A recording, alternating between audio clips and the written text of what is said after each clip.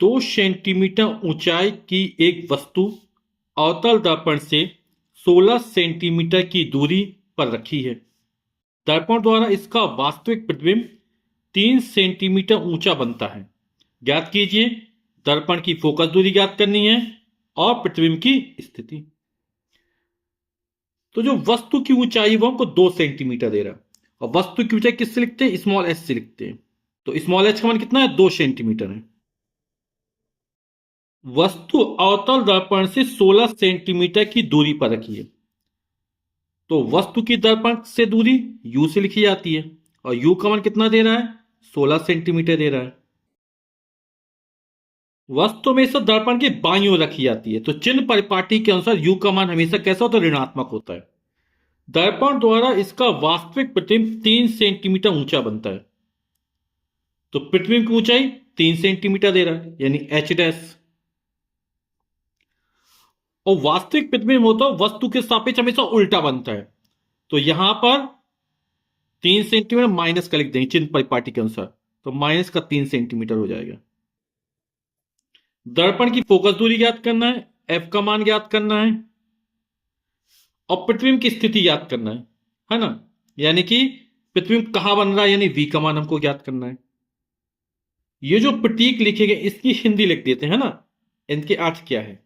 तो ये कोई लिखना जरूरी नहीं है, आपके समझाने के लिए लिख दिया। ठीक, आप लोग रेखीय आवर्धन जानते होंगे ना। तो रेखीय आवर्धन स्मॉल एम बराबर होता है प्रतिबिंब की लंबाई बटे वस्तु की लंबाई। तो प्रतिबिंब की लंबाई किससे? एच डैश से मानी, एच डैश अपॉन एच हो जाएगा। ठीक, एम बराबर हो जाएगा माइनस का वी अपॉन यू, और एम बराबर होता है माइनस का वी अपॉन यू।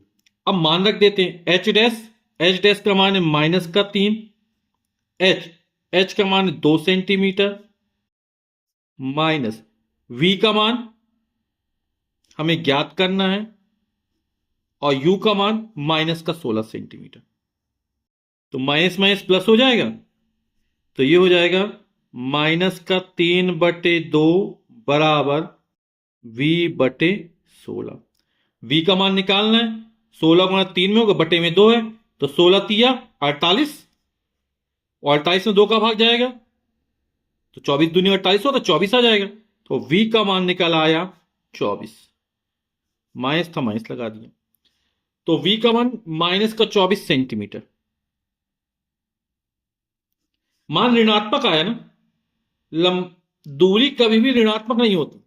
तो माहेश यह प्रदर्शित कर रहा है कि जो प्रतिबिंब बन रहा है वो वस्तु की ओर बन रहा है, यानी जहां पर वस्तु रखी है उसी ओर प्रतिबिंब बन रहा है, यानी कि दर्पण के सामने बन रहा है। ठीक है, और यदि इसका मान धनात्मक आता तो प्रतिबिंब दर्पण के पीछे बनता। ठीक, यानी प्रतिबिंब कैसा बन रहा है? दर्पण के सामने बन रहा है, वस्तु की ओर बन रहा है। अब हमें फोकस दूरी ज्ञात करनी है, तो दर्पण का सूत्र लगा देते हैं, और दर्पण का सूत्र क्या होता है? 1/f बराबर 1/v प्लस 1/u। दर्पण का सूत्र 1/f बराबर 1/v प्लस 1/u।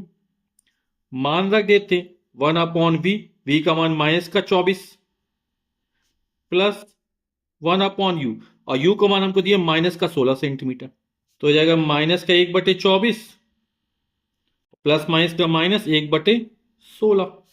24 और 16 का लघु उत्तर कितना आ जाएगा? 48 आ जाएगा। लासा 24 दूनी 28, 2 बार गया, 2 1 कम 2, माइनस का 2 माइनस लगाया, 16 3 48, माइनस का 3, -2 -3, माइनस का 5/48। ये 1/f का मान निकला। तो इस व्युत्क्रम का तो इसको पलट दो, तो f बराबर f 1/f(f/1) यानी f बराबर हो जाएगा माइनस का 48/5।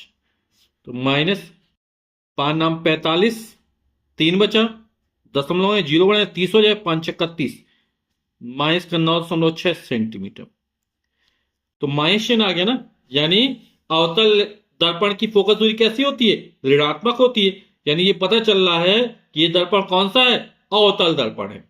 ठीक है, इसलिए इसकी फोकस दूरी कैसी मिली हमको? ऋणात्मक मिली।